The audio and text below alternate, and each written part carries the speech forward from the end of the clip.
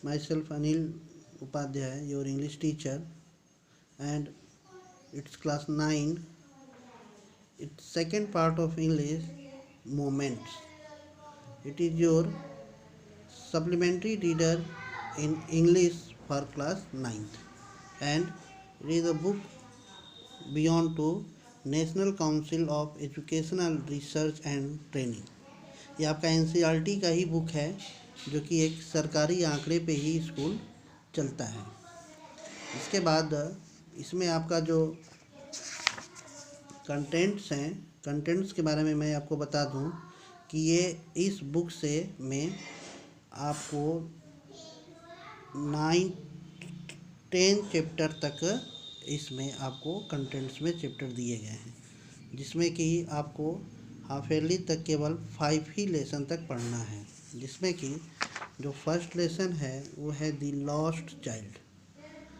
The lost child, जैसा कि आप लोग चैप्टर से ही समझ रहे हैं कि इसमें खोया हुआ बच्चा है। आखिर ये बच्चा कैसे खो जाता है, अपने माता पिता से कैसे बिछुड़ जाता है, इस चैप्टर में हम लोग इसी चीज़ को देखेंगे।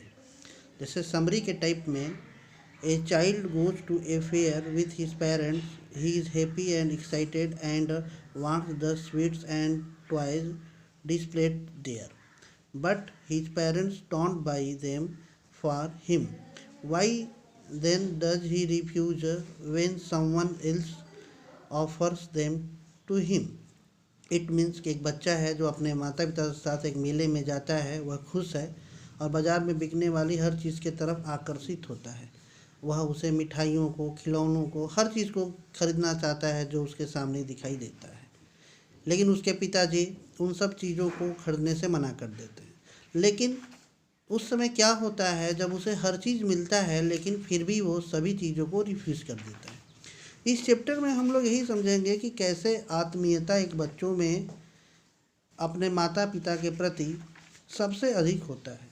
वही बच्चा जिसको पहले हर चीज़ चाहिए था, अपने माता पिता का साथ जैसे ही छूट गया, उस बच्चे के आगे ये सब झूला, गुब्बारे, खिलौने, मिठाइयाँ, ये सब सारी खुशियाँ एक क्षण में ही बर्बाद हो जाती है। इस तरह से इस चैप्टर में आपको मिलेगा कि इसके साथ, इस बच्चे के साथ क्या क्या हुआ और कैसे ये अपने माता पिता से बिछुड़ गया, जैसा कि इस फिगर में आपको दर्शाया गया है। नेक्स्ट, इसको ध्यानपूर्वक आप लोग जब चैप्टर को पैराग्राफ वाइज देखेंगे तो आप समझेंगे कि इसका जो लैंग्वेज है वो बहुत ही आसान है। और उस तरह से ये आपको